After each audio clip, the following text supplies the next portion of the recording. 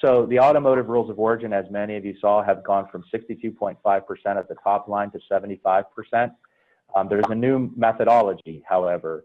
40% of that labor, the labor component, 40% of the labor value content must be made at $16 an hour.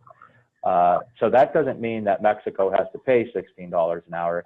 It means that as we're tracing the components through, 40% of the labor value content needs to come from places where we pay $16 an hour.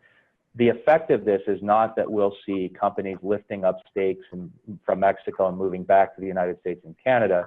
What we're seeing already is the auto companies are looking to start sourcing potentially more on the supply chain from Canada and Mexico to bump up those levels and their specific credits for R&D and labor force, et cetera. Additionally, at the OEM level, so at the Detroit 3 or Honda or Nissan or whoever, 70% of the steel and aluminum has to be certified from North America. And then if there's a transition phase, if you can move to the next slide, where the biggest change for those of you that may be operating in the auto sector is where we largely were looking at a world that had 60 to 62.5%, and we just had to look at what did not count, right? So we were always looking around, you know, are we at that 40% threshold and everything else, we're pretty much good. And the USMCA actually requires you to now trace virtually every component.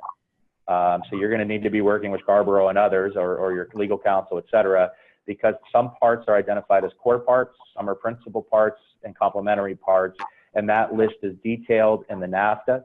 But you see there's different thresholds. Core parts are at 75, 70% for principal, 65 for complementary. So instead of kind of winging it, as we've been all known to do from time to time, I know that's coming from North America, you actually need to get down to the part level and see where that is. And that's why it's going to be critical to start preparing for this, but also as the uniform regulations are developed for the USMCA once ratified, to pay attention. The biggest question we're getting right now is, wait a minute, I make lamps. Do I have to know where every piece of wire in that headlight or in that tire comes from? Because we didn't before. We kind of knew it was more, but it wasn't enough to make a difference. Now you're going to have to really trace these parts. There's also no deemed, so, you know, the electrical components and other things, there's no deemed originating in North America anymore either. So it's very important for your supply chain. Next slide, please, and we'll start moving to some out of autos into other areas. As I said earlier, Mexico did get a guarantee, as did Canada, that if you don't comply with the new rule of origin, that a certain level, basically current production and some to grow on, will maintain the MFN in case the U.S. ever raises most favored nation, which is rumored to be in the talks. Next slide, please.